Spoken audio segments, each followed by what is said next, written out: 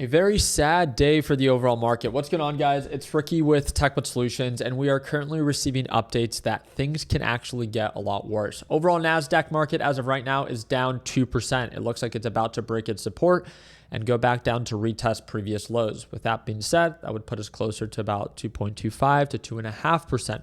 Why is there so much fear in the market going on right now? Well, first, breaking President Trump says that he will hold Iran responsible for strikes conducted by Yemen's.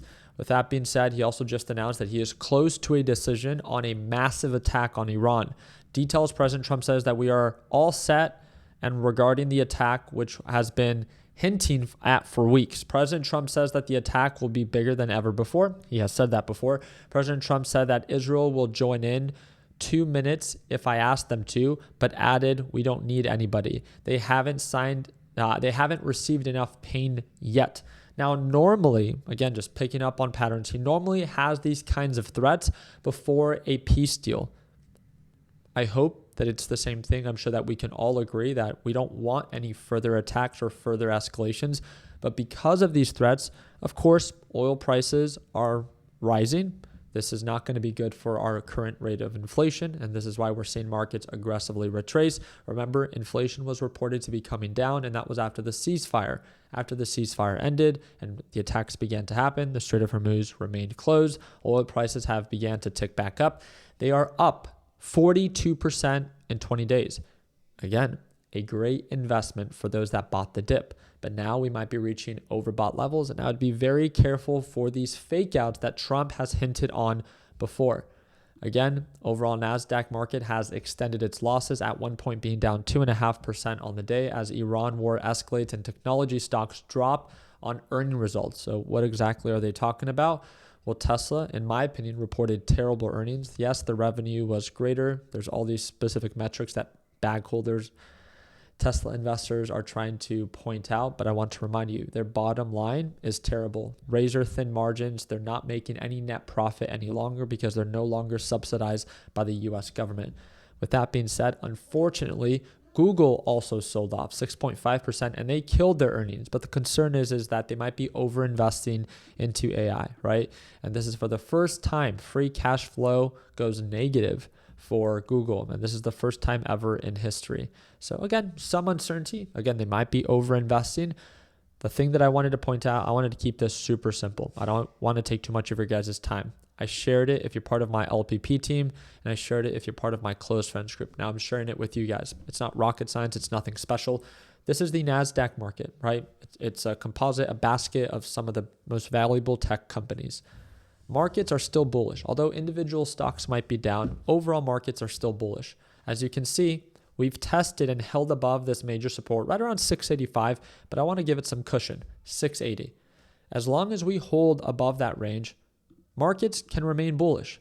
If we break that support, that's where I would really begin to get concerned. Because again, individual stocks might be down, but overall markets are still pretty elevated.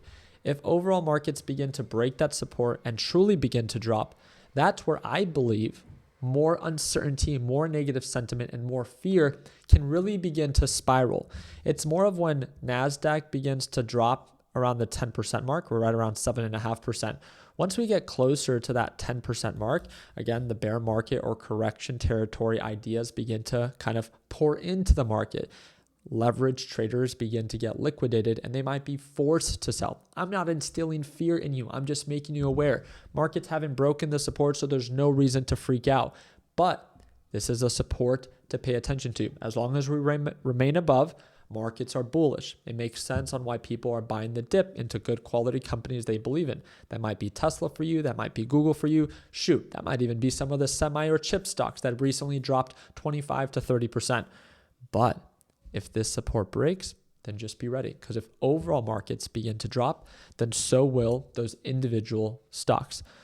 That being said, some good performing stocks today, although overall markets are in the red, chip stocks are performing the best, in my opinion. You have Micron up 3.5%, even while overall markets are down 2%. Very impressive. You have SMCI up 2%. even after overall markets are in the red.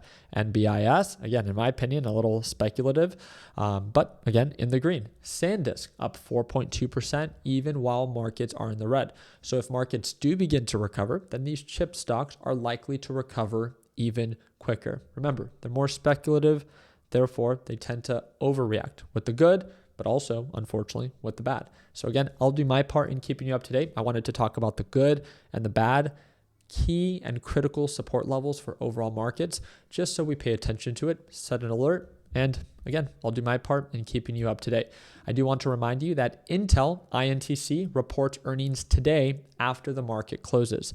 It is something that a lot of investors are going to be paying attention to, as a lot of these tech companies, although they have reported fair earnings, they're not trading in the most positive way after they report. So I do believe that it can be a catalyst for the rest of these memory and chip companies, either act as a further positive or negative catalyst depending on what they report. I was thinking about live streaming today's earnings. You guys let me know down in the comment section if you would like me to. If this video gets over 500 likes an hour before we go live, then I'd be more than happy to do it. I appreciate you guys' time. I hope that earned a thumbs up. And don't forget, I trade live every morning with my LPP team. If you want to preview a previous live session before you join, you do that here.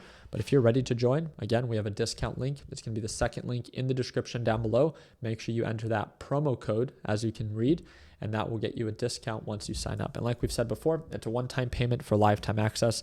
We have members that signed up back in 2018. They paid once, and they still get to watch me trade live today. It literally breaks down to like less than $1 a day if you break it down, right? It's lifetime access. So I appreciate you guys' time. Like always, let's make sure that we end the year on a green note. Take care, team.